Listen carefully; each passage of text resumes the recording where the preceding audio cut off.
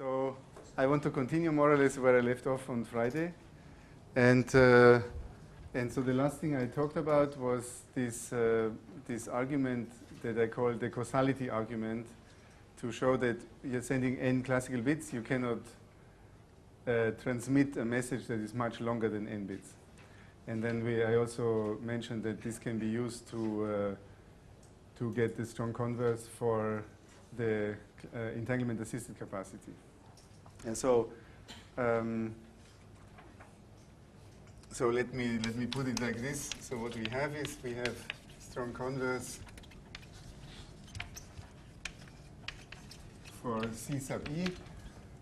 So this entanglement assisted capacity, maybe okay, I'll just write the formula again. So this is something that is very old. Well, by our standards, about 10 years old. 2002 it appeared. Actually, around 2000 the proof was on the archive.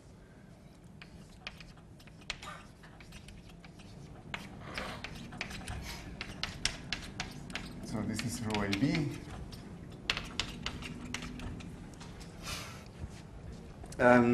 So this can be computed for many channels, and well, by definition, because it's entanglement assisted, it has to be bigger than the classical capacity.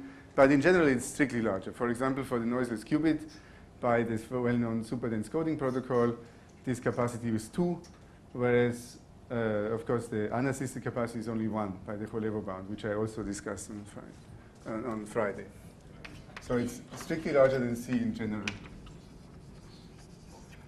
So that means this kind of argument, it does not give us, it gives us a bound, but not a tight bound for the classical capacity. And also all these arguments for error probability that I presented, they will only apply for rates above the C sub E, but not the capacity. So today I want to discuss, let's call this, let's say, generalized entropies for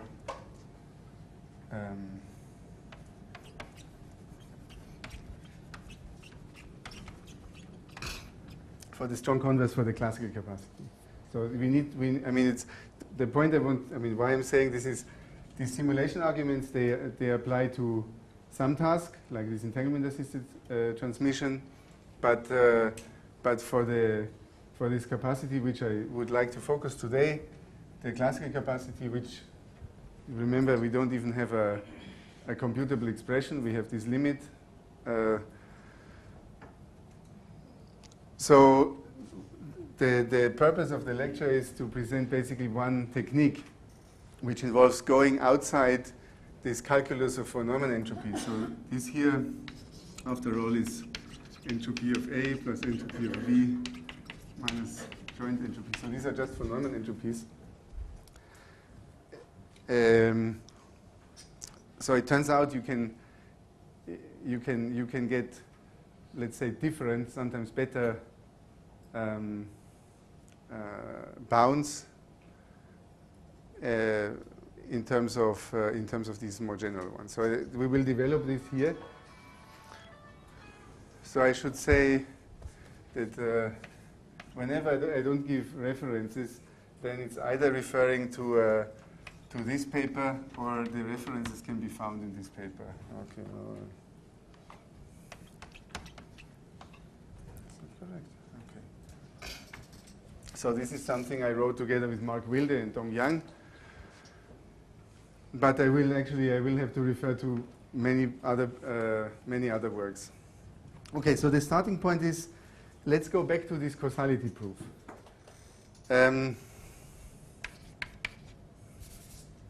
Sorry, the causality argument.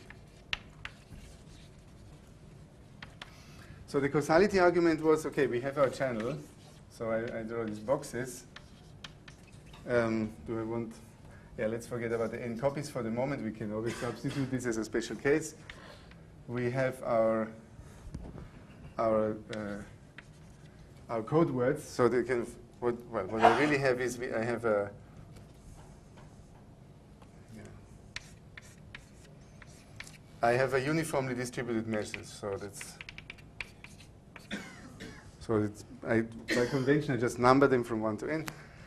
And so you will see in a moment why I want to draw this diagram. Then I have the decoding, and I have this output, which, okay,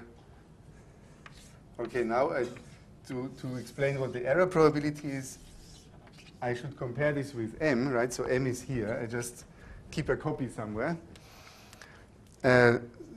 So this looks very pedantic, but it's just to make it evident that this is somehow physically possible. I mean, it's just a classical message, so I can keep a copy around that is here, and the other copy will be translated into this encoding, sent to the channel, blah blah blah, and then we make the test here, right? So this is equal with probability larger than,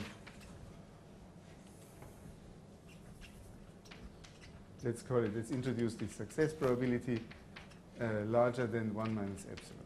Yeah, so this is, epsilon of course should be small, but actually it turns out we will not have to require this too much.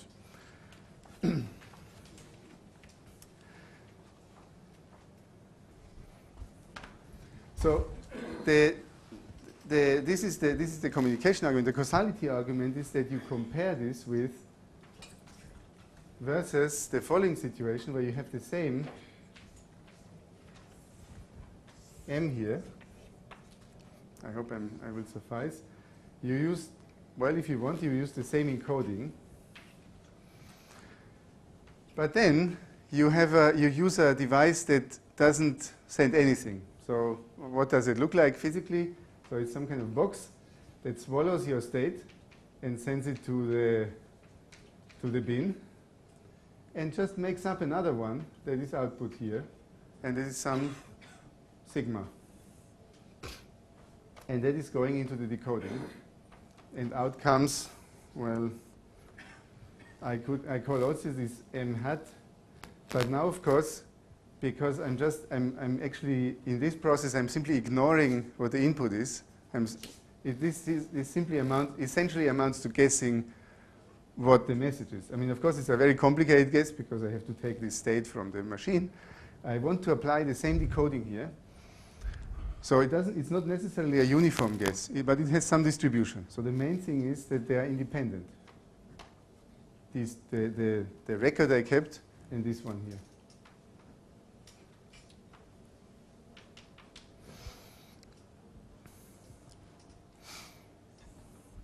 So that implies that the probability that their M is equal to M hat is 1 over, sorry, I hope 1 over N. Yeah?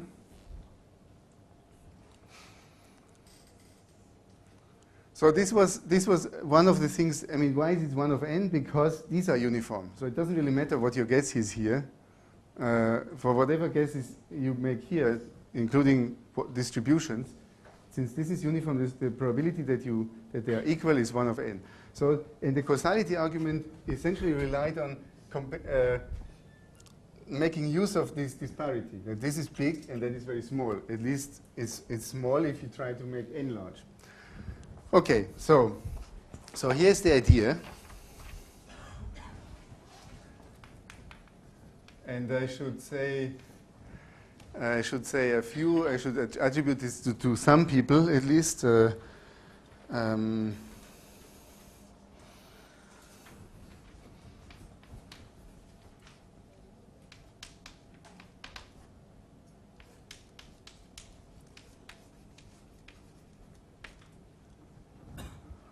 sorry. This is another paper.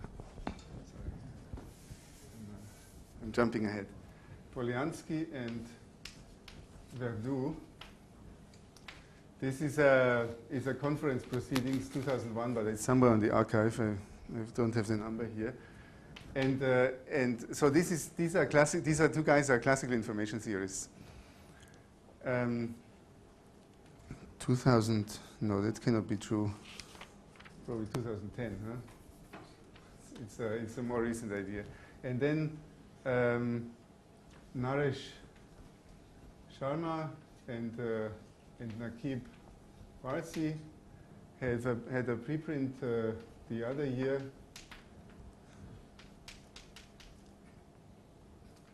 where they made use of this the same approach in the quantum case.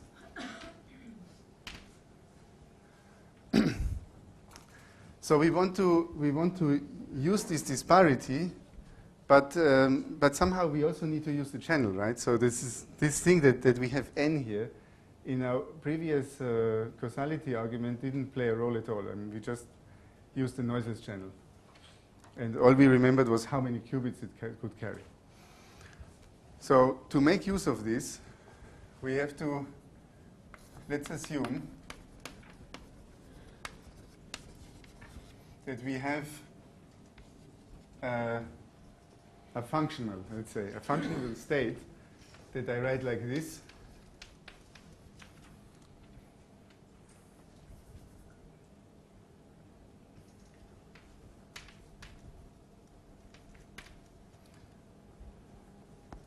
So I should say n information divergence. So first of all, this should be just a function of pairs of states, right? So this is the main thing, and so it should be defined on any pairs of states. It should be a number, conventionally non-negative number, but it's not so important as it turns out. It could be infinite, but again, we can ignore this. We can always regularize things in such a way that it's not necessarily infinite. So the most important property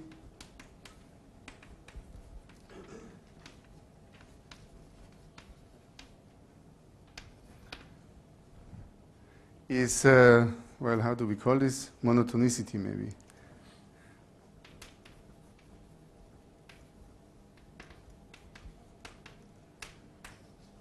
Under completely positive and trace-preserving maps. So, and what I mean by this is that it's actually, one should call, really, I mean, strictly speaking, one should call it monotonic non-increasing property. That the relative, so this information divergence of any pair of state can only decrease or stay the same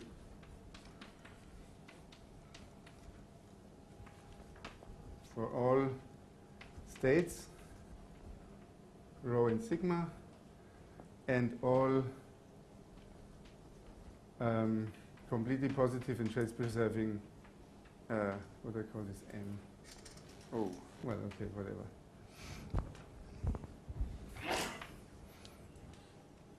Yeah, so when I say information divergence, I don't think there is a global agreement on what properties a functional has to be called information divergence.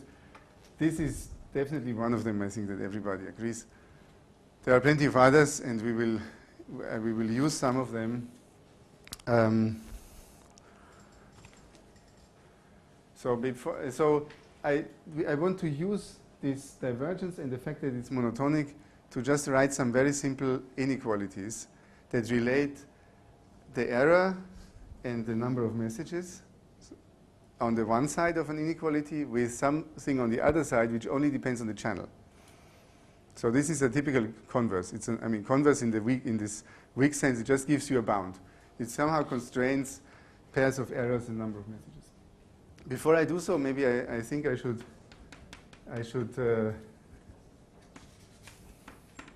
discuss. I should write down 3 examples.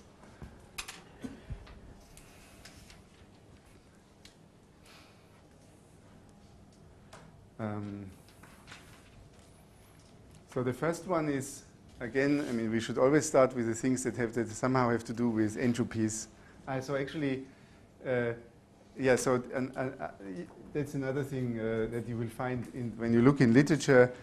There are many different names. Sometimes people call it just divergence instead of information divergence, or they call it relative entropy.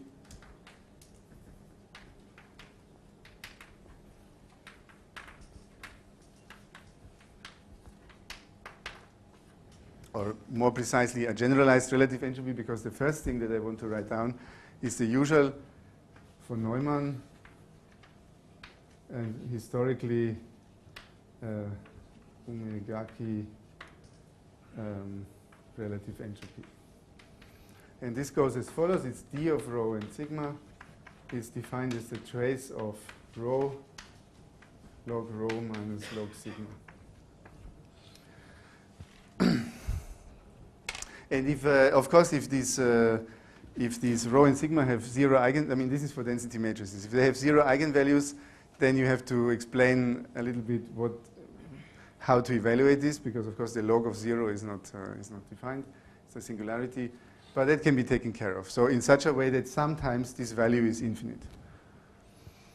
But for example, if the rank of sigma is full, if the support of sigma is the full Hilbert space, then this is always finite. Will you at some stage tell whether this divergence is some descriptive aspect of this quantity? Is some descriptive attribute of this quantity? Well, I guess it's called divergence because it's somehow supposed to capture how different the two states are. So it's and so this monotonicity property. So if this was actually a metric, this we would call it contractive, right? In fact, you might choose D to be a metric, like the trace distance, and then this is true. It is not very useful for what I'm going to do. That's why I'm writing different ones. But actually, that's true. So maybe I should example 0, D of rho and sigma could be just the trace distance. Because we know that under completely positive and trace-preserving map, the trace distance is contractive. So the monotonicity here is is harder to prove. So the monotonicity was proved by Lindblad, actually. Lindblad in the 1970s.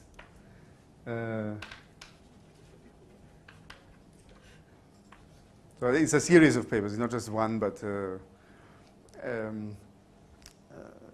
it's equivalent actually to the strong subadditivity that Graham, Fernando, and I invoked as various times for the phenomenon entropy. So it's an interesting thing that the relative entropy is actually related to the ordinary phenomenon entropy. That's why I call this a phenomenon. I'm going to run out of space, but let's see. So yeah, divergence really doesn't mean anything deep. Also, this thing with the relative entropy or the generalized relative entropy, it's only because of some analogy with this quantity here. And so for the moment, please don't try to, even if you know about relative entropy from, I don't know, some statistical mechanics, think of it as for the moment just as a measure of how different the states are.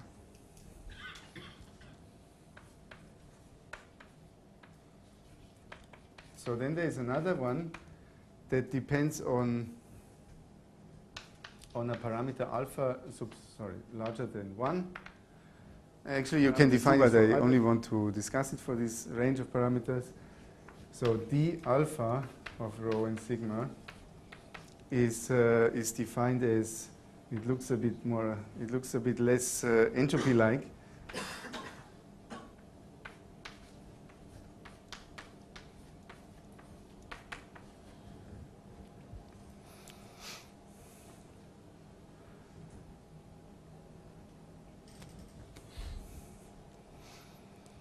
So why do we put this in parallelism to the first one? So it's just a function at first. So you can convince yourself that that's not so difficult to see, that it's positive, that it's not negative.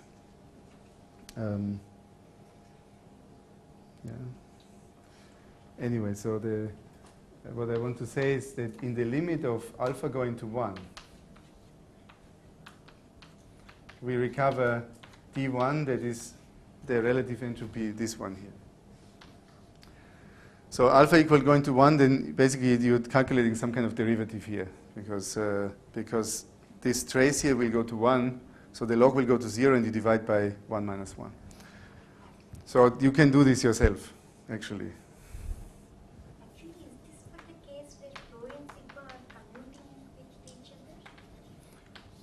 No, rho and sigma do not have to commute. They are just, no, it's actually essential that we have a definition that covers all possible states.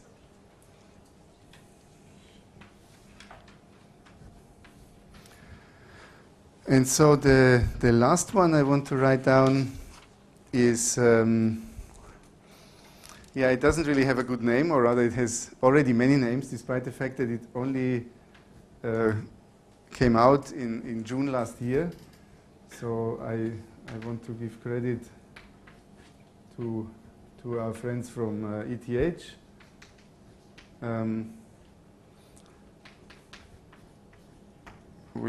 So in this paper you will basically find everything that is known about this quantity that I'm going to write down. I'm going to call it sandwiched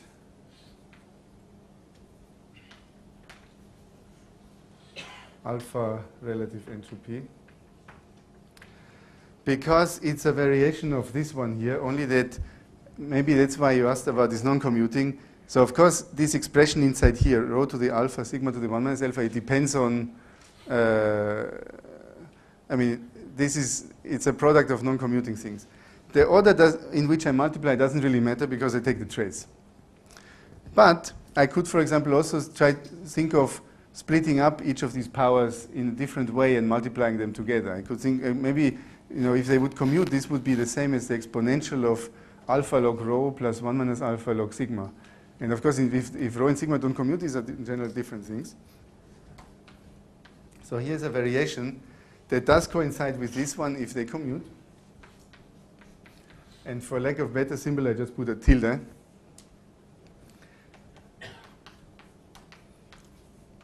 So it's this 1 over alpha minus 1 log. This is just so that we can recover the von Neumann relative entropy. And now we do something that looks at first a little bit horrendous.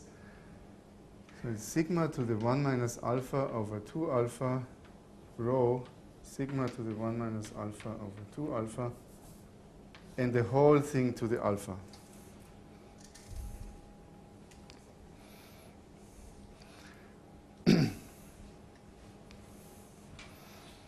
So please, before you hate it, just try to work it out if rho and sigma commute, because then it's just like numbers. Then you can simply raise everything to the alpha, so you get sigma to the 1 minus alpha over 2, but you get another sigma to the 1 minus alpha over 2. So shifting them around, you get a sigma to the 1 minus alpha. And you get a rho to the alpha. So it coincides with this one. Yeah? So this is equal to d alpha of rho sigma if rho and sigma commute. But in general, they are not the same. But that doesn't mean 2 is applicable only for the cases rho and sigma commute, right? No. I mean, That's what I wanted to no, that's exactly what I was saying. This is well defined. This makes sense for whatever rho and sigma are. So, and I would like to use it whenever it's defined. So the only case when you have problems is when sigma, for example, has 0 eigenvalues, because alpha is larger than 1, so I'm asking you to raise to negative power. Then you will have problems. And then again you have to deal with, basically you have to define it by taking a limit. And in that case, it turns out the quantity just diverges to infinity.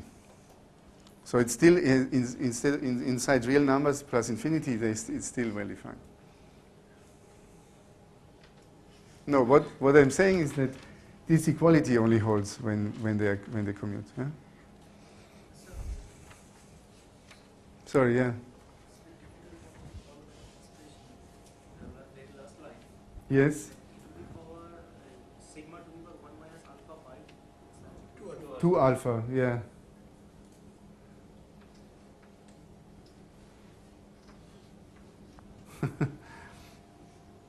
So I take the square root. I mean, I want to raise everything to the power alpha, so I have to divide by alpha here first.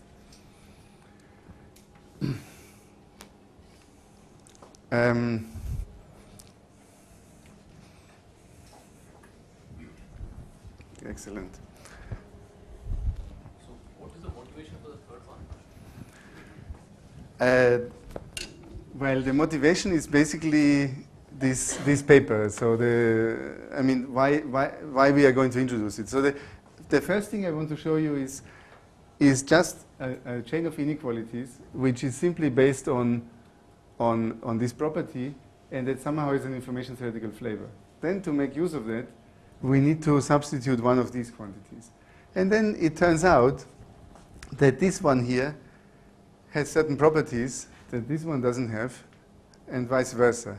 And in a sense, you might say, well, actually, first of all, you can define many different quantities in the same way. As I said, what you want is a trace that has an alpha power of rho and a 1 minus alpha power of sigma. But since they're non-commuting variables, you can multiply different you can multiply in different ways that would lead to different traces. Like this one or this one. So there's actually, I mean, a priori there's an infinity of different ways of reinterpreting this product. It turns out this one has some properties that we will use, and I will come to that in the right moment. So for the moment, just consider these as examples. Yeah, so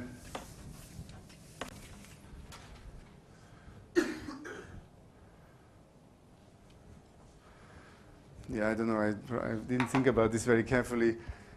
Usually, I hated to just introduce some numbers and then start just deriving properties. It turns out, yeah. So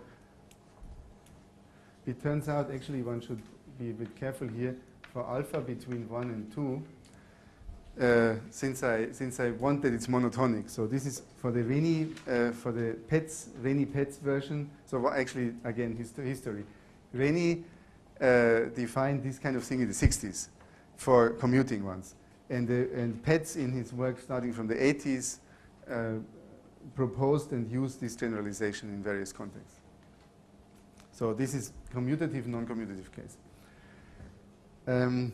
This is for all alpha between 1 and infinity, including infinity. Again, for equal to infinity, you have to take a limit, which is not difficult to evaluate. So for these guys and some other people that I can't write down now, they proved that it's monotonic for all this parameter range. And Petz already knew that his relative entropy is monotonic between 1 and 2.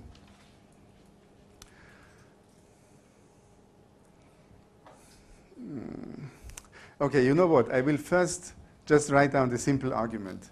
Simply, it's kind of an axiomatic thing because I don't care what this quantity is. So whatever it is, it has to have this monotonicity, and then I can write down something.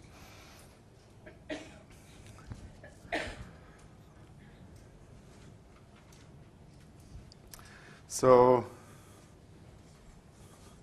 I hope you forgive me that I leave these things here.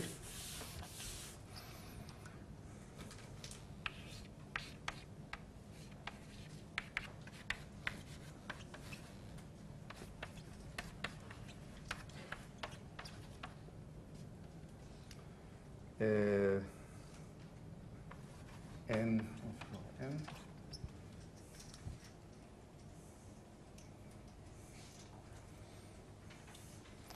And over here, so I'm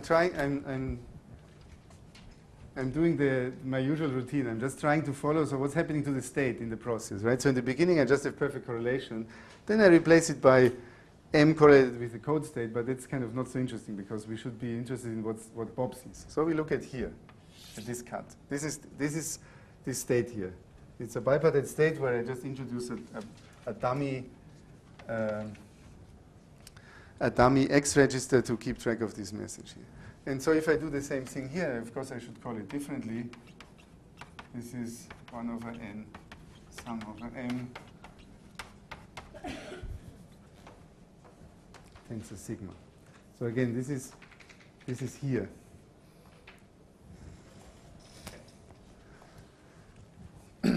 And so we are going to apply two CP maps. Actually, so now we have two states. So why do I have this divergence measure? Well, I should try to make use of it, right? So the causality argument, remember, was about comparing this situation and the fact that the success probability is so small, and this one there, it's very big. So we have any one of these generic things. Well, it's constant, so it's the same for each sigma, right? Because what the box does is simply ignores the rho. It simply destroys it and replaces it by sigma. That is actually the reason why we get this here, right? This with this independence.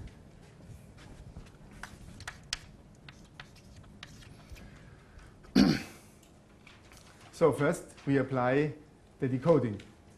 It's the same map that I want to apply here and there. So of course, here I could have applied any map, because all I needed on that side for the argument is that m hat and m are independent.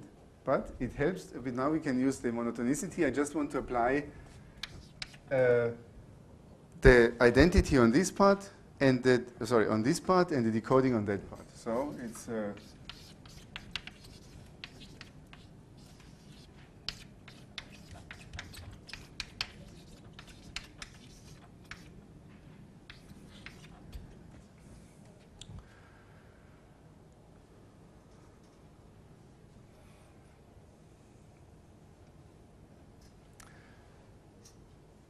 so maybe I have to write down what we are seeing there, because after the decoding, we are seeing a state of this form. So this is now, both of the registers are classical. So there is just a convex combination of tensor product of computational basis state. So this one here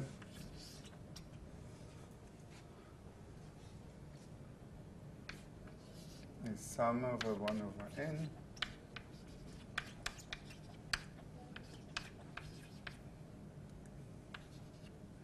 And here we have a sum over m hat, some kind of probability that m hat comes out given m, and then m hat, and this sits in the x hat register. So sorry, this one here instead,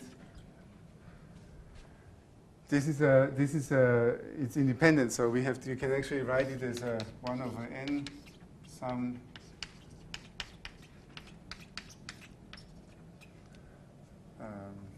tensor, and then some distribution, let's call it q of m hat,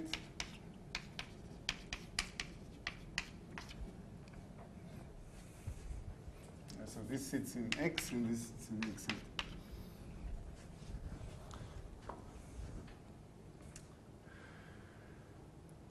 Okay, so these are two states, but they are, whatever the decoding, for example, it will tell us more about this conditional probability. All we know is that typically it's peaked at m hat equal to m, because otherwise the average probability of success wouldn't be large.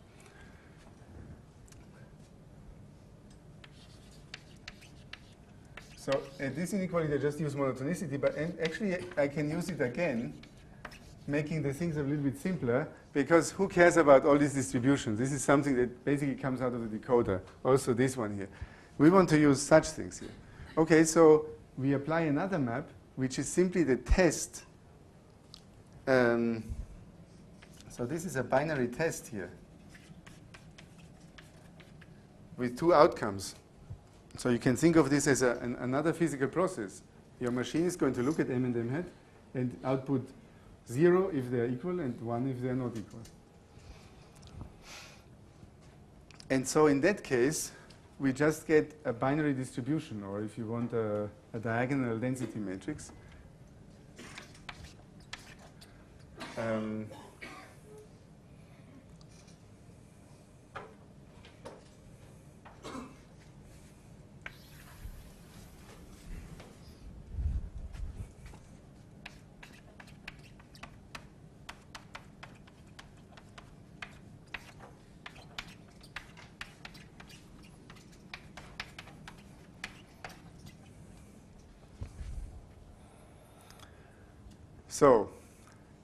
So what I mean by this here is this one and this one is really diagonal 2x2 matrices. So I hope you're comfortable with this. That I mean, when I talk about probability distributions, I mean, if I'm forced, I can always interpret them as density matrices that are only populated on the diagonal in some conventional basis.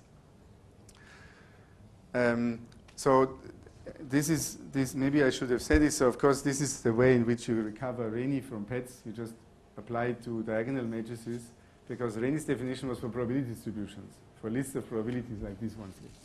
So I hope you're comfortable with this. Otherwise, I'll have to write little 2x2 matrices here.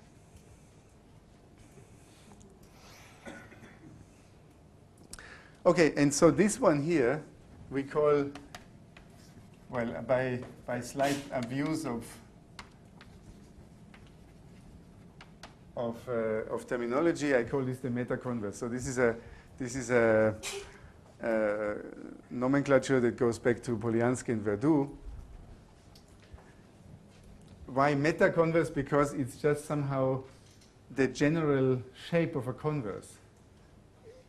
Yes. Sorry, just to go back a little bit. This binary test you perform is you're comparing the two output distributions.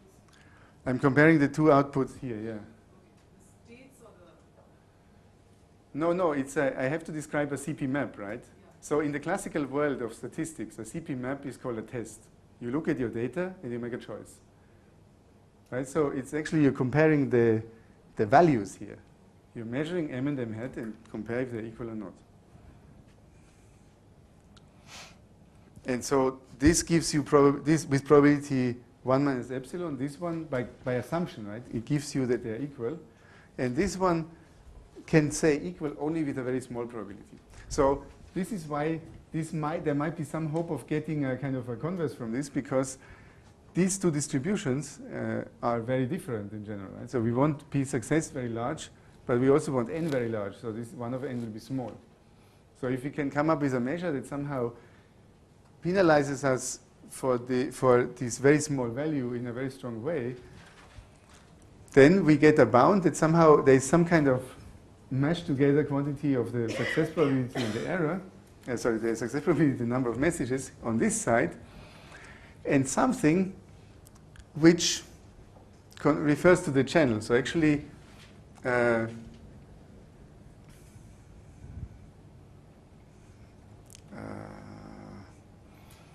so on the left-hand side, of course, I'm still referring to the particular code that I'm using to communicate. But again, we might be tempted to simply forget about the fact that we have messages here and equal probabilities. So we could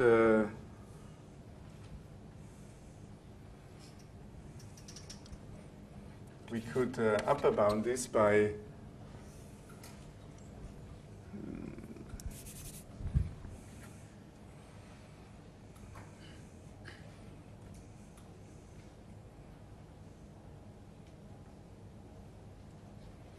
okay, sorry, let me step back a moment. So I think I should stick to this. I call this the meta-converse simply because it refers to the code parameters on the one side only.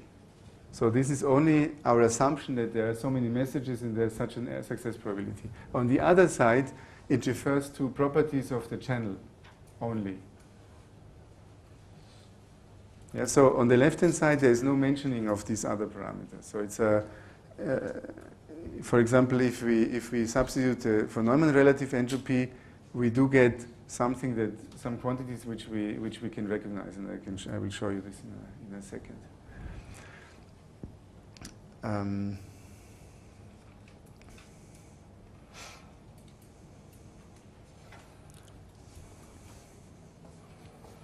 Okay, so let's. I'm sorry, Mr. Yes. D also depends on sigma. D. Which D? I mean this quantity. This is whatever you choose. Yeah. I mean, And then I will choose sigma. So they are independent, if you want. Or if there is a dependence, then sigma has to be chosen after D. D is just a function, right? So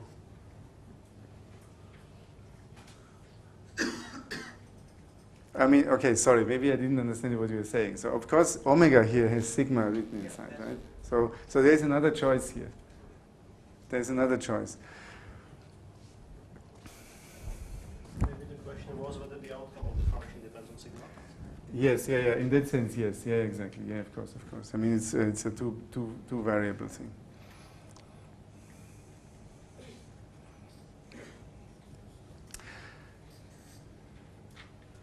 Okay, so to get an upper bound and to get kind of back to this usual to the usual information theoretical language, it turns out. I mean, this is maybe something which is not a priori. Sorry.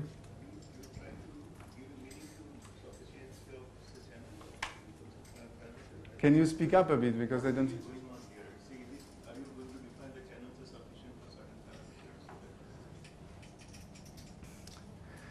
Well, eventually I will want to specialize to some particular set of channels because I want to, I mean, the analysis, this is only somehow the general form of something. I mean, at the moment, at the very least, we should substitute some concrete functional here to learn what it tells us. And this is what I want to do next. I mean, I guess I got stuck a little bit explaining background. So let me do at least one thing. Let's forget about the moment that there is a code. So we just have some x's here with some probability. So this includes the previous class, right? So I just,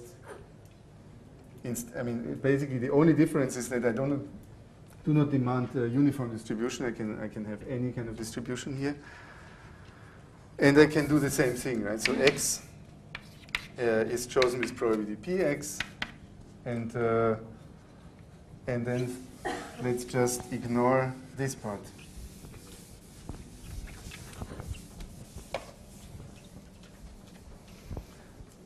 Because, so I guess that's the point. The left-hand side doesn't refer to any kind of decoding attempt. It just refers to a state of this form, of some distribution and some output of the channel. Right? So we have D of P success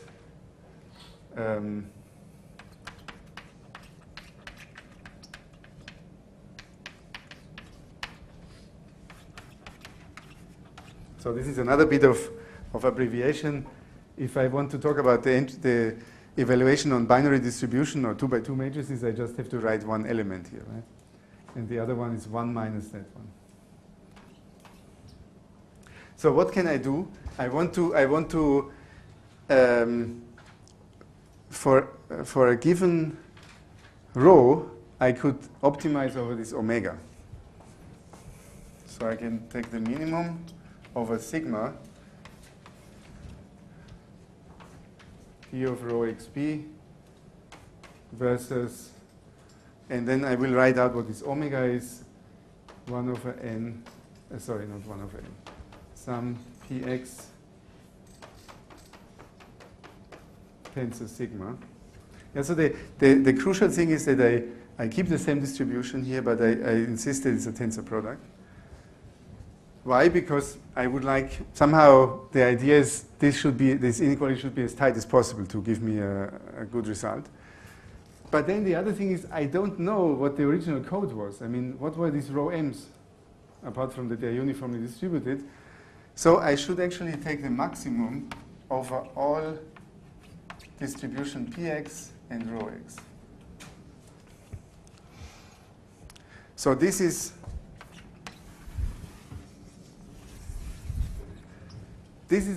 completely empty, right? It's completely general because, I mean, I gave you 4 examples. I hope you were not fooled in thinking that this is an exhaustive list. It's very easy to come up with lots and lots of different quantities that also have this property. The only property I really used was this monotonicity.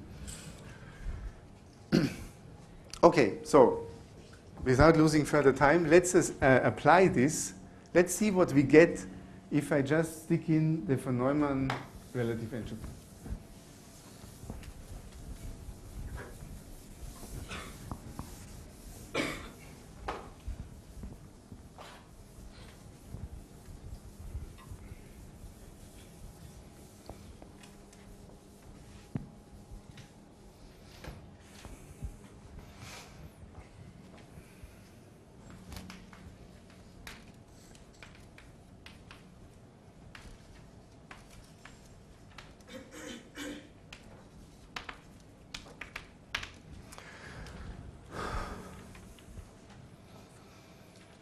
So let's start with the left-hand side because it's a simple one. I mean, it's just numbers, so we should be able to work this out directly. So there we have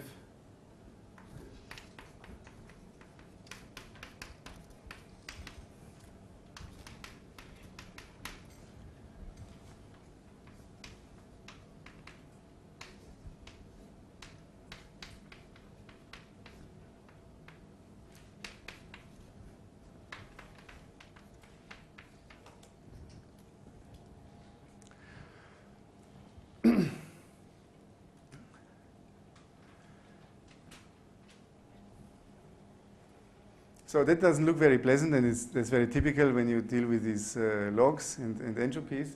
So let's simplify it. Let's just get rid of this term at least, because I'm dividing here by something which is less than 1. So if I ignore this, I just make this here smaller.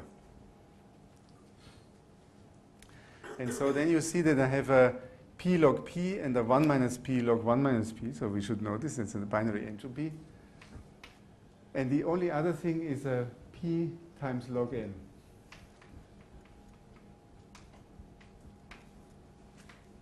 And it's actually a minus binary entropy.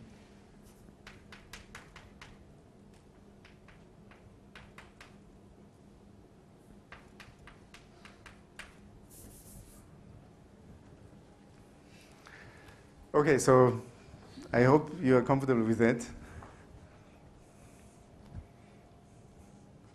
The right-hand side is going to be a bit more nasty.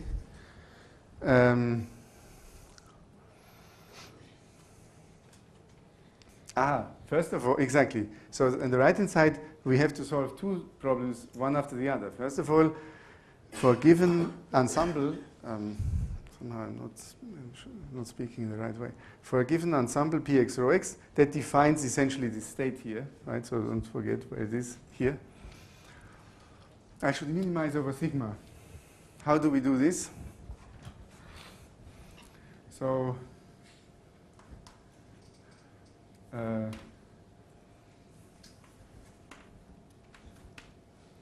given Px and rho x, and so hence our rho xp, I need to understand what this minimization is.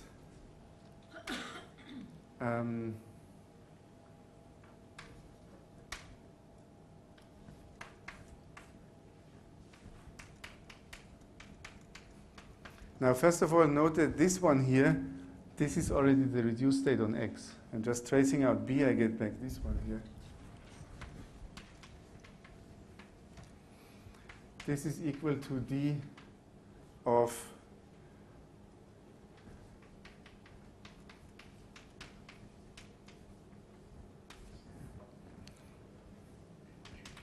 so the optimizer sigma here is so it's rho b.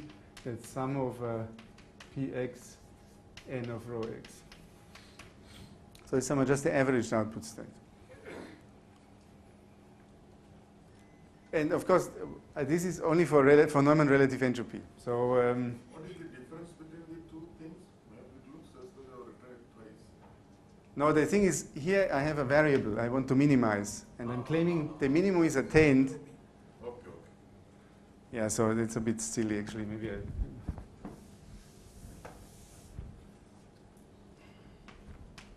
attained at sigma equal to rho b, which is given this by this thing. In which case, so I get this one here, d of rho xb, rho x tensor rho b. And so you just have to put in the logs. The log of a product is the sum of logs. This is true also for tensor products. So what you get after a little bit of anxiety probably, you get s of a plus s of x and plus s of b minus s of xb for the state rho. So this is the mutual information between x and b. Or in this particular case where we have this classical, half quantum state. This is the Holevo information. So this one here, that this is attained at the reduced state, I leave as an exercise. You can solve this by Lagrange multiplier. I can assure you it's elementary.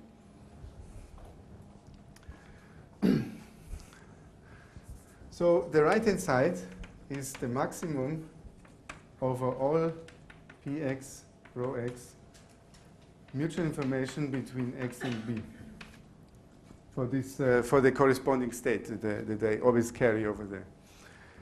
And this has a name. So we saw this already a number of times last week. This is we call the Holevo capacity of the channel. It's simply the largest quantum mutual information you can establish between a classical register and the output of the channel.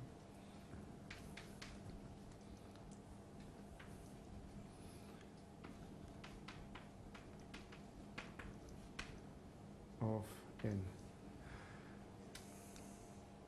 And so that's it. So what we get is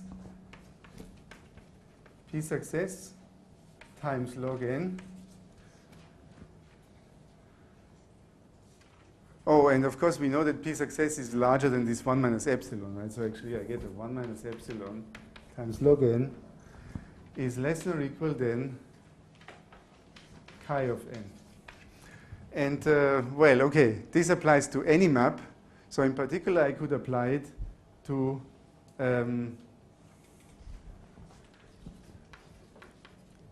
many copies of my given channel, which is the usual setting I'm considering.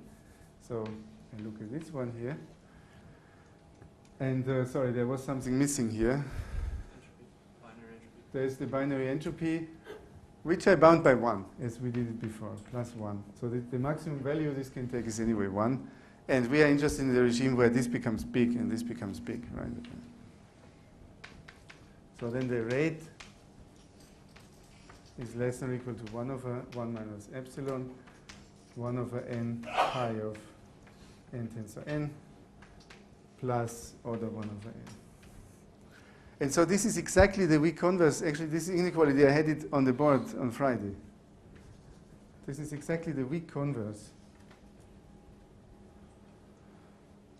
And so the bound is not even bad, because we know that in the limit of epsilon going to 0 and n going to infinity, there are codes that almost achieve this number here. Yeah? So this is just to demonstrate, and at a very good small pace, that that we can recover something useful. At least we can recover something that we knew already. And the other good thing is I didn't have to use anything particular about the channel. This is completely general, as was my argument on Friday. Only that somehow instead of using, I mean, back there I was still using strong subadditivity, which we know actually is equivalent to this monotonicity property for the von Neumann relative entropy. So that somehow is its equivalent, and I was using a continuity property of the entropy. Somehow this didn't play a role here. This is more beautiful here because we have this meta-converse that somehow separates the performance aspect and the information aspect completely. So, and now in the remaining time, which is not very much, I want to show roughly how using one of these alpha numbers, alpha relative entropies, how you can get different bounds which are sometimes better.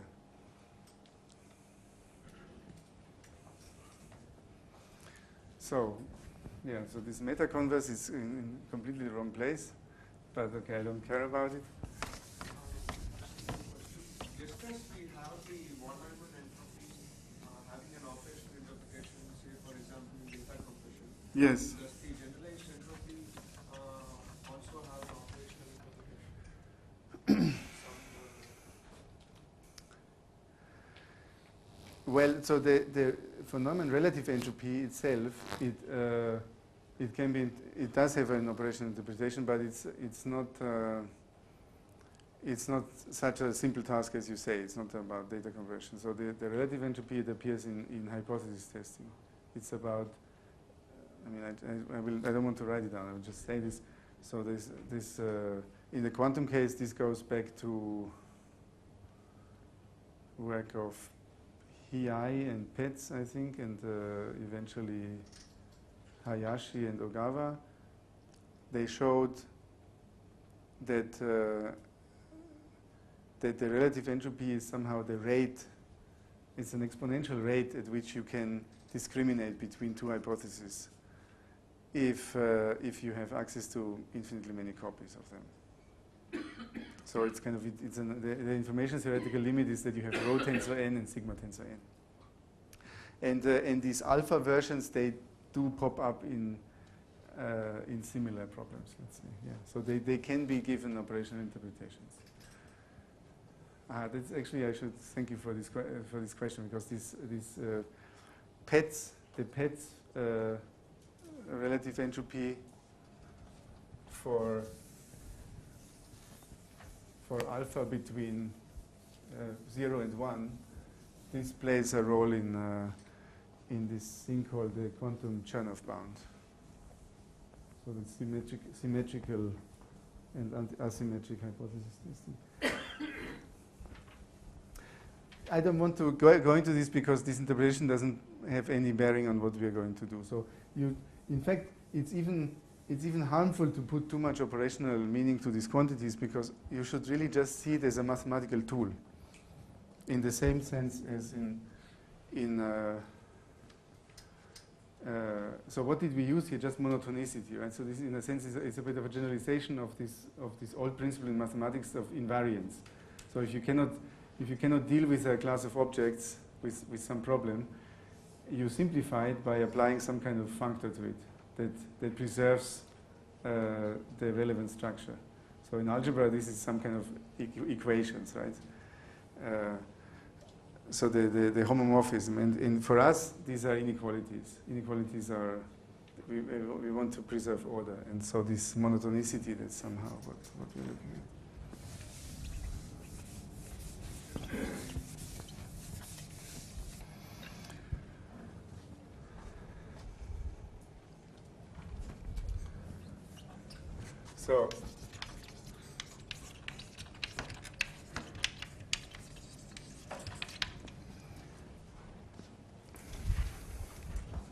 So instead of what I was doing just now, I can't see the clock very much, so I guess I have 30 minutes left, so sorry. So let's see. So now you are going to your sandwich. Yes, yeah. Or, well, the more important thing is to go to this alpha. Actually, you will see why.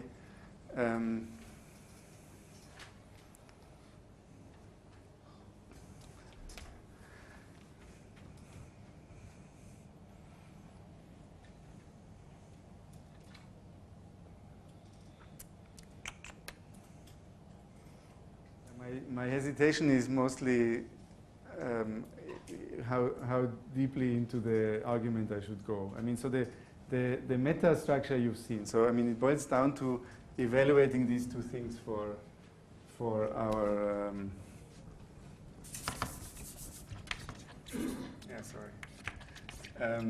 to evaluating the left hand side and the right hand side, or at least bound them in some meaningful way. So I should actually say, so I want to show you how to use this the alpha tilde, the sandwich relative entropy. But of course, on a certain level, it's just a tiny variation of the Petz one, which has already a history of 30 years, and it's quite useful. So it was until last year, it was actually much more natural to use this d alpha. And I should say it has been used. Actually, people have tried to do kind of a similar thing, even though in their papers it looks different, but what they do can be presented in terms of this meta converse. So, and the first ones were my good friends Tomohiro Ogawa and Hiroshi Nagaoka.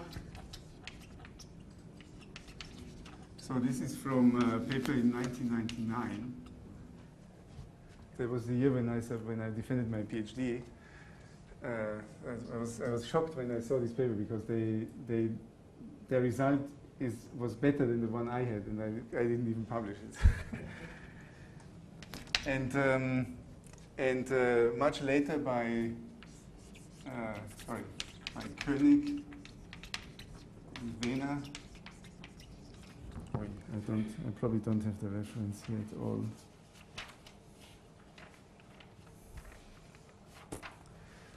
Yeah, so 2000, wait a second, which year do we have now? 2014, so it's 11 or 12. And so you should be convinced that, of course, so what I'm just saying is you do get some meaningful and sometimes very interesting results for this one. However, now this is the interesting thing. So don't forget. I mean, this here. I didn't refer to the channel structure at all because I just wanted to show the abstract meaning of this. Of course, from now on, I would like to apply this to some case where the channel is some n to the tensor power small n, with small n going to infinity.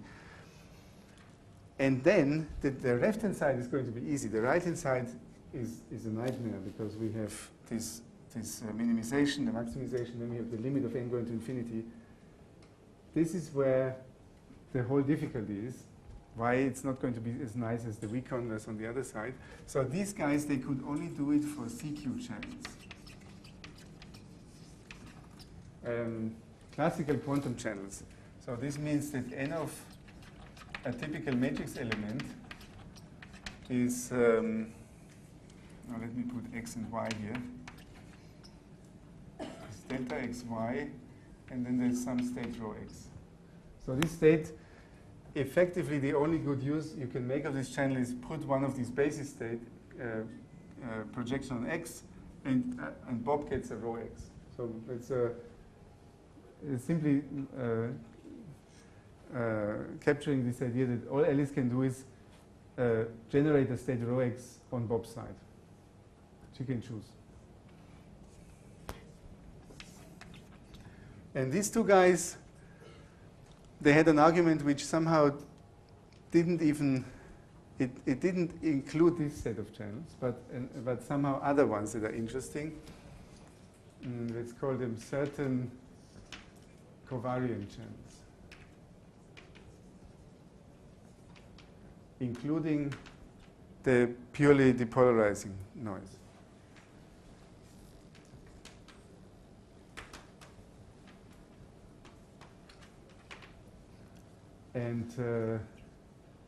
And so-called unital cubic channels.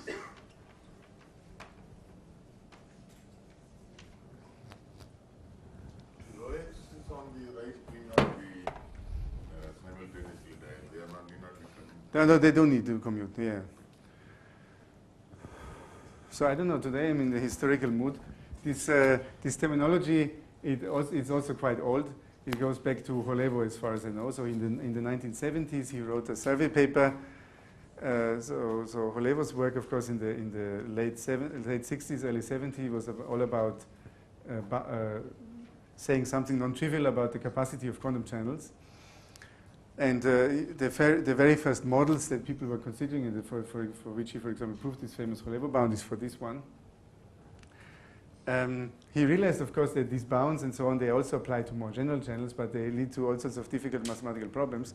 So in the late 70s, he wrote a long survey paper collecting all these things that have been achieved, and that also many questions that were left open, because he lost a bit interest in this kind of stuff. So in the 80s, he moved on to, well, already at that time, and then in the 80s, he moved on to other subjects. So this paper is highly recommended. I think it's referenced in the paper that in the archive that I mentioned in the beginning.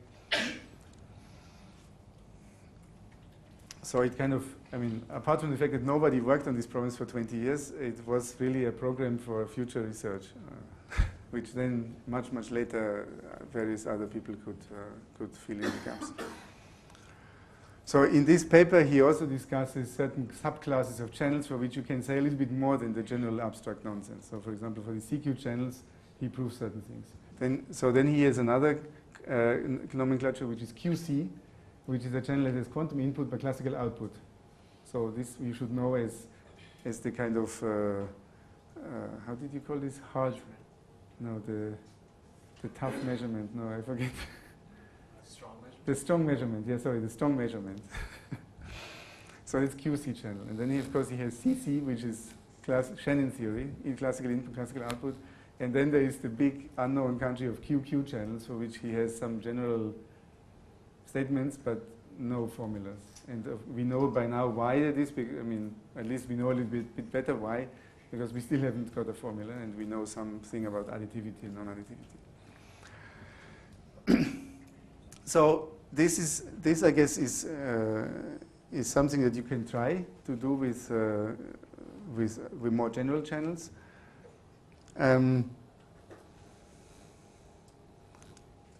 But for some reason, this using the Petz relative entropy didn't get us very far beyond this class and the few examples that are in their paper. This is a PRL, by the way. I couldn't find the reference anymore.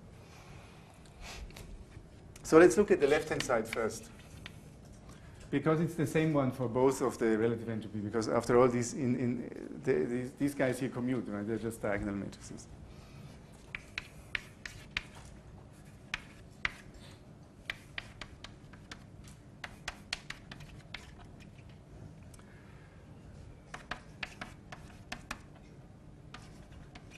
So instead of a trace, I just have a sum. So I have a P success to the alpha 1 over n to the 1 minus alpha. And okay, I'm getting lazy. So again, I want to ignore the second term.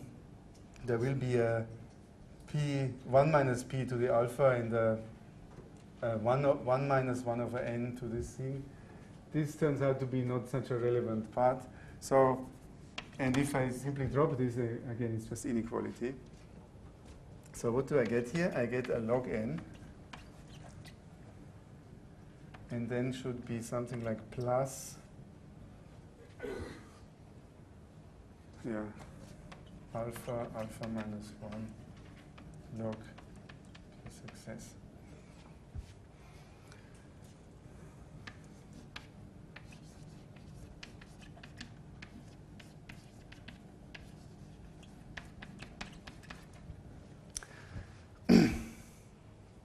So this is much better.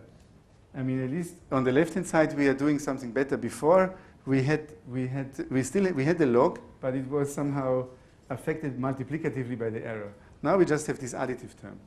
And so, of course, it can still be very bad if we choose alpha in the wrong way. If alpha goes to 1, then this explodes. But if we somehow manage to choose alpha larger than 1 and be done with it, and at the same time do something non-trivial on the right-hand side, then it's okay.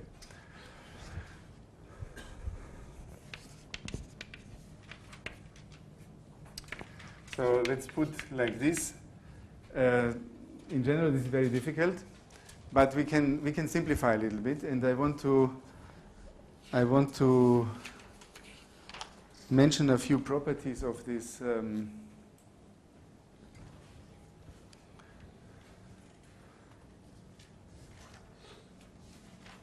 So before I go into this.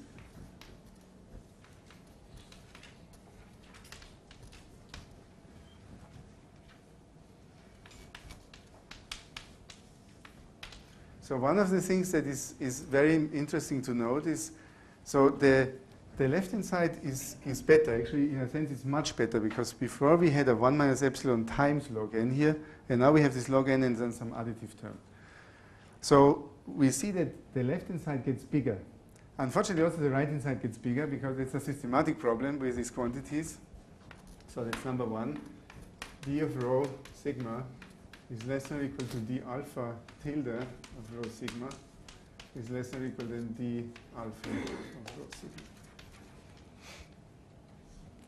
So I will not attribute these properties because they They are basically this paper by the ETH guys that contains all the references and most of the proofs, even of the things that they didn't prove first, they still prove it again. Is that why it's called sandwich? Oh, didn't you see it? Just a joke. Between the sigma No, it's not because of this. It's because of this here. The sigma. Yeah, exactly, because I slapped the row from left and right with the same thing. That's why. No, but actually, good. I don't know. Some people ask the same question. And I got the idea that not everyone likes sandwiches as much as we do. So actually, I shouldn't say. This is not completely trivial, but can be done. Then there is something. So that means that if we are not careful, we might be unlucky, right? Because we got some bounds with the relative entropy, but now going to alpha larger than 1, we can make this a little bit bigger, but maybe we are unlucky and this becomes much bigger, right? So the thing is we have to show that it doesn't happen. Turns out that so for alpha small enough, let me put it. I don't want to write too much on the board. B alpha of rho and sigma is less than or equal than the von Neumann version plus a penalty term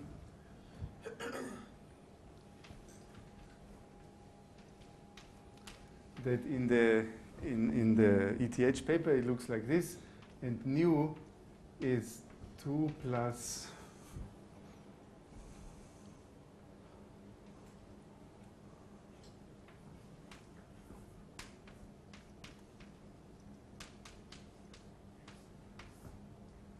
so not surprisingly you get, when you look at the quantities, you're dividing by sigma somehow. You're dividing by some power of sigma. So small eigenvalues of sigma are going to hurt you.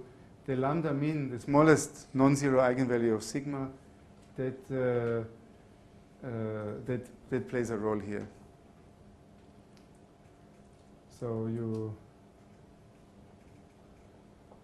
that's just, I mean, there are different versions of these bounds. Some of them, they look a bit different, but let's say you can put a less than or equal here. I mean, obviously this is monotonic. So the point is, in the very best case, so let's say, in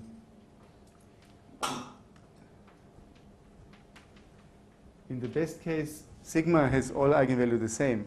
Then the smallest eigenvalue is just 1 over the rank. And so this is 2 plus square root of the rank of sigma. And so here we have the log of the rank squared. Or the log, sorry, maybe I put here simply what sigma is the dimension. So dimension of the ambient space, of the Hilbert space. So log nu will at least be log d squared. That's what I want to say. So this is not good. That's what I'm saying. A priori, this is not good because these entropies here, their meaningful range is in the order of log d. That's at least when they are kind of interesting. So our only hope is that we can make alpha very small, alpha close to 1. But then this inequality is true, and we can. So this inequality also shows you kind of some way in which, when alpha goes to 1, d alpha converges to d, because we have this chain of inequalities, and then from above we have something that goes to 0.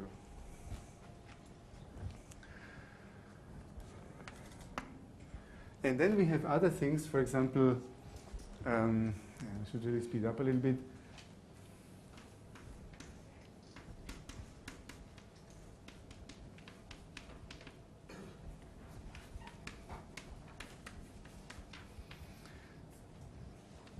So for the mathematical analysis, it turns out this log is, of course, is completely gratuitous. I mean, if we put this here, multiplication by this constant 1 over alpha minus 1, that doesn't affect anything about this minimization and maximization. The log is monotonic function, so again, it doesn't affect in any way this minimax here. So solve the max min for this one here, and it turns. What is the symbol immediately after log? Oh, it's a Q tilde, Q alpha tilde. So Q alpha tilde. This is just the interior part. This is all that's relevant here. It's just a trace of this thing to the alpha. So this sigma 1 minus alpha 2 alpha.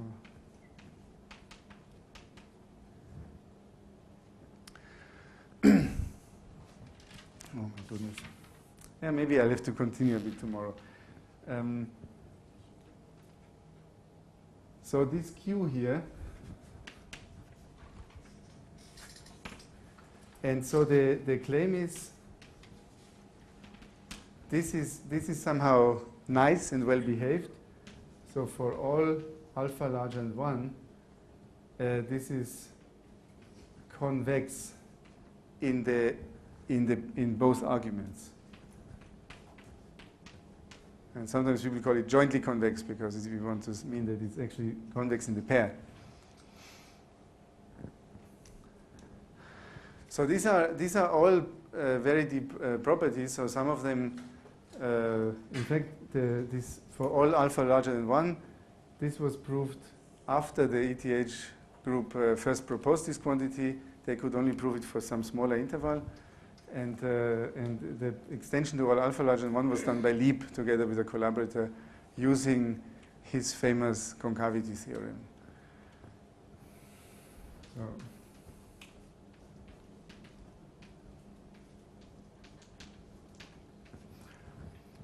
So I don't want to, I want just to take this as, basically I want to invoke this as axioms.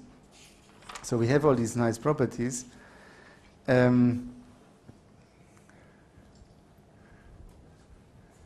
Okay, so then we go to the right-hand side.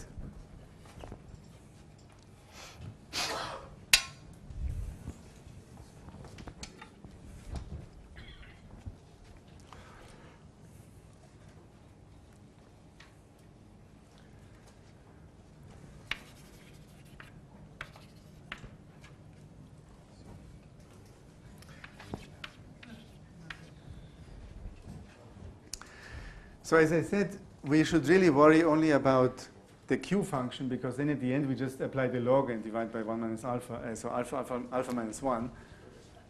That will not affect, we just have to apply this function to this value here.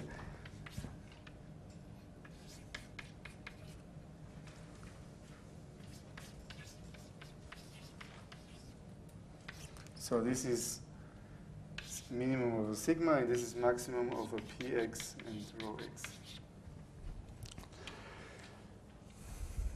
So it turns out that we don't really know what this minimization is. Here, it's not so easy as before. But that is not the main thing, actually. Here's another thing that happens that somehow one has to appreciate in these kind of considerations. That's why I don't want to look at the D, but at the Q. So this, so it's the max of min. Now, this is just a trace, right? And here I have a sum over these x's. I deleted rho x, unfortunately. Rho xb.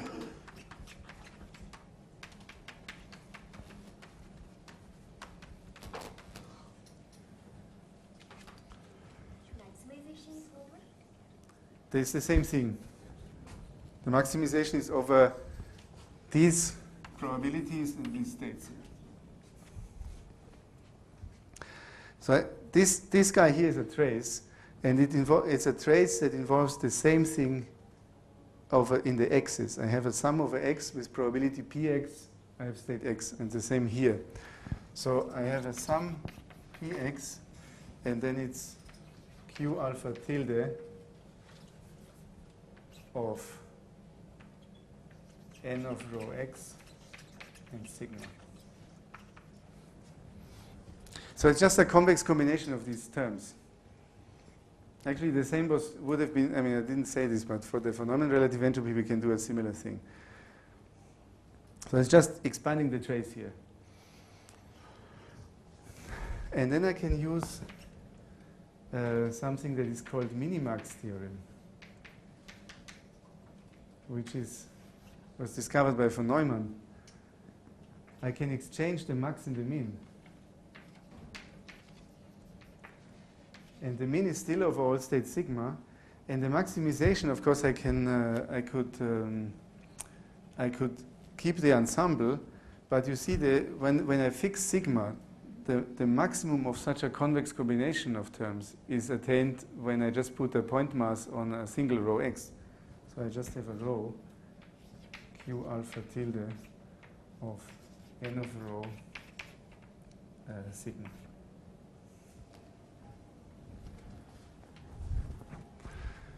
So and why can so minimax theorem is a very general property of functions of two variables.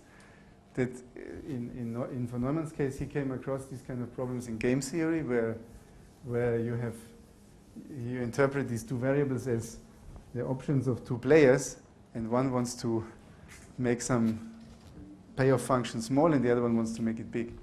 And in this consideration, it's very interesting to consider whether the min of the max min is equal to the min and max. And so the general statement is this: if you have a function which is convex in the one argument, over which you minimize, and concave in the other one, then you are allowed to do this, and you have an equality here. And so this is the case here, because the function is indeed convex in sigma. This was property 3 there.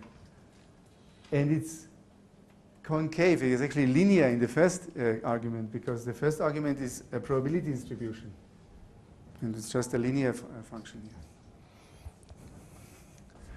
So the right-hand side in our, here, if we go back to d, so that just means we take the logarithm, then we take the log here. So it's just the min of the max sigma rho d alpha tilde of n of rho sigma. So this doesn't look so bad anymore. In particular, when you think about it, all we want is an upper bound. So an upper bound I get by simply focusing on a particular sigma that I like, let's say.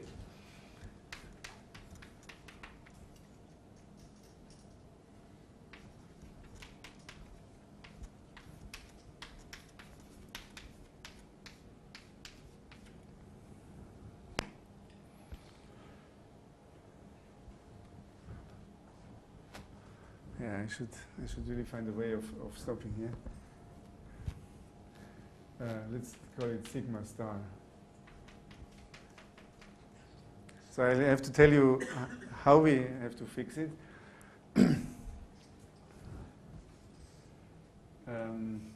Okay, so let me just do two things. So d alpha tilde of this n of rho sigma star.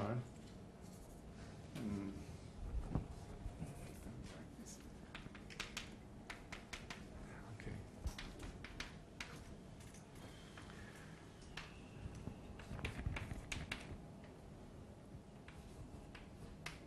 So I'm just reminding you what this thing is. So I have this weird, then I have n of rho sigma star to the 1 minus alpha 2 alpha. So just one simple observation. This is a CP map. Because what I'm doing is I'm just applying a linear map to rho, which is CPA, and then I sandwich it by some positive operator. So this is again a CP map. Let's call it n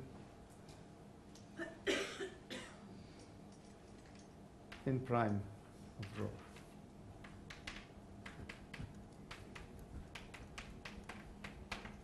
But it's a CP map, but not necessarily trace preserving, because this will have some eigenvalues. In fact, all of the eigenvalues of this guy are bigger than 1. So it's actually generally expanding. So this is, now what are we doing here, however? So CP map, fine. We are raising this n prime of rho to the alpha power, take the trace, and then take the log.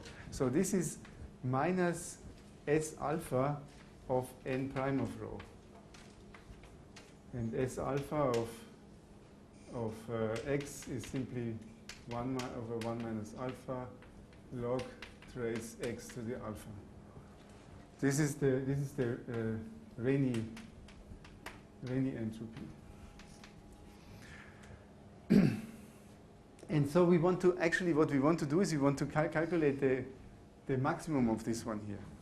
So the right hand side is, well, now I have, of course, a less than or equal because I fixed this sigma star. That may not be the optimal one, but just to get A bound, we can defer the choice for later.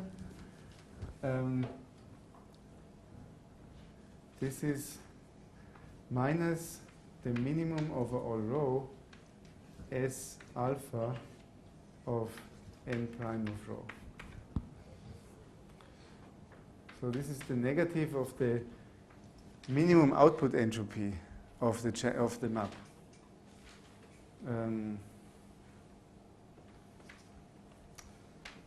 Okay.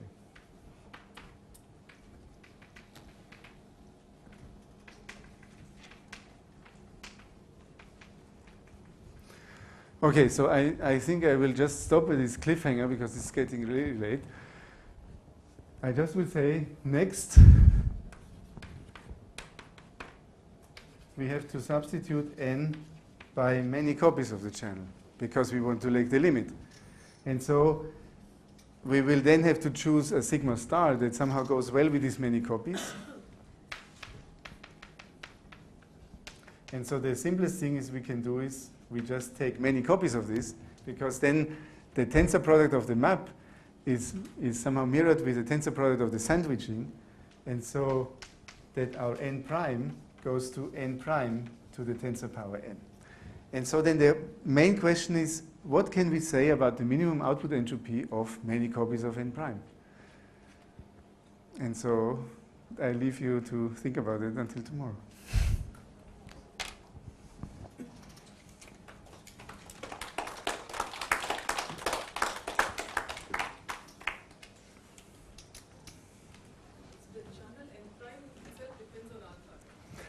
Yes, yeah. In the paper we have a rather baroque notation because it depends on sigma and alpha. So in the interest of clarity, I didn't want to put this here in detail. Also, on the left-hand side, it is d alpha and not d tilde alpha. It's the same, because we apply it to these are just shorthand for diagonals, so they commute anyway. Yeah, it's same. It's just same. One final question. So this Koenig-Weiner result was a strong one. Yes, yeah. So I mean, we will arrive at something similar for a bigger class of channels, basically. So using just the von Neumann relative entropy, you don't get only the weak convergence. Exactly. Yes, yeah. I just showed it to demonstrate it in a quick way that there is some hope to get something, right? Because now the calculation is a bit longer, and I mean, I guess it's my taste. I like to present some more details in these kind of things. Also because you see somehow different bits and pieces of the machinery, how they work. I mean, obviously I still don't show you everything, but okay. So the idea of coexist sandwich is to create more room in the bottom. Because with the von Neumann entropy, there is no room for you to use. Yes, yeah, exactly. So this is basically what Polyansky and Verdu and in some different guys, even other people all the way back to the 80s, realized that when you apply these alpha relative entropies, you get this better separation. You get a better dependence on the error. Well, I'll write this down tomorrow again, and then basically, the plan for tomorrow is just to finish this in a reasonably short time, and then I will go on to the third topic, which is the quantum capacity, for which we can prove even less, but the tools are even more baroque, let's say. Okay, thank you very much.